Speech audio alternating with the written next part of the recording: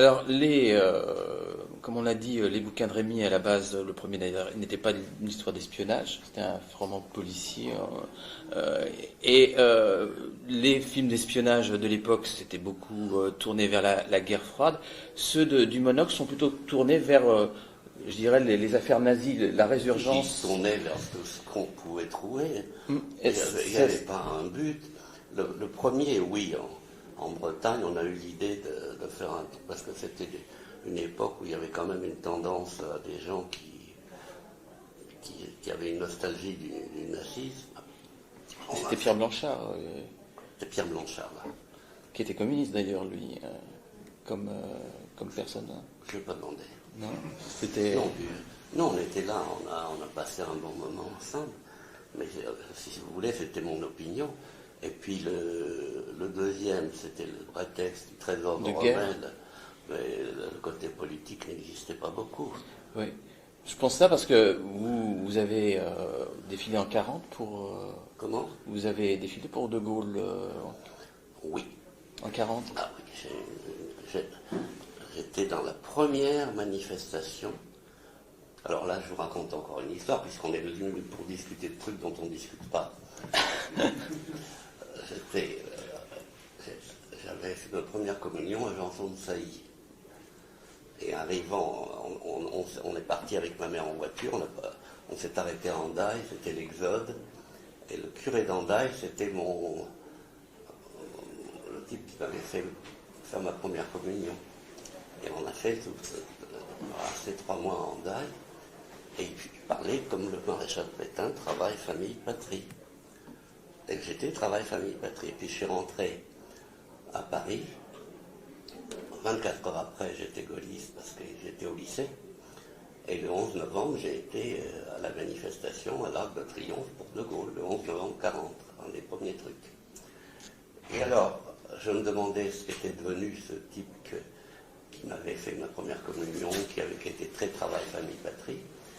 Et il y a 1 an ou 1 an et demi, je suis repassé à Hendaye, j'ai voulu m'enseigner, j'étais à l'église, et sur la façade de l'église, il y a sa statue, et en hommage à lui, parce qu'il est mort à Dachau.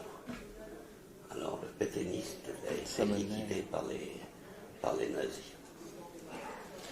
Vous avez été aussi... Oui. Il me semble bien qu'il y a un beau personnage dans Les Tontons Flingueurs qui parle de ça, qui dit qu'il a fait ses humanités à Janson de Sailly. Qui a fait quoi? Ses humanités à Janson de Sailly. Oh bah moi, oui, bien sûr. Mais il me semble bien qu'un beau personnage dans Les Tontons dit une phrase comme ça. Bah, c'est ce que je connaissais le mieux. Je sais plus quel personnage, mais je crois pas que ce soit Ventura. Non, mais on a fait... Janson de Sailly, moi j'y étais. Et j'étais en classe avec Alain Decaux, avec Jean Cortot, qui est un peintre maintenant, et qui était le fils d'Alfred Cortot, et avec Jean Piat. Jean Piat est plus vieux que moi. Ça se voit pas. Vraiment. Mais on était en classe tous ensemble, finalement. Alors, bon, vous voulez qu'on parle de série, alors? On parle de série parce que je voulais savoir si le Monocle, sur ce contexte des nazis, était lié aussi à vos souvenirs de guerre de la période. Ça n'a rien à voir avec les voir. films. Mais bien sûr que c'était lié, c'était ma formation. C'était ce que j'étais. Alors, ce qui vous a sensibilisé. J'ai fait la gloire de l'Église catholique. J'ai fait dans mon bouquin, vous ne l'avez pas lu, une référence pour mon adolescence où je disais, comme le nouveau pape Benoît XVI était dans les jeunesses hitlériennes, moi j'étais sur les barricades, boulevard Saint-Michel. Et les dates concordent et c'était vrai. Alors vous voyez que mon opinion reste et change quand même. D'accord. Qu'est-ce que je voulais Donc c'est aussi lié à votre sensibilité, le fait d'avoir choisi le trésor de guerre allemand et puis la résurgence. Non, c'était ce qu'on trouvait. C'était ce qu'on trouvait. Non, bah, pour moi, les antipathiques, c'était les Allemands. Hein. Oui. J'ajouterais que ça l'est toujours. Et, ben oui, on ne peut pas avoir tous ces copains qui y sont passés et gommer tout, c'est pas...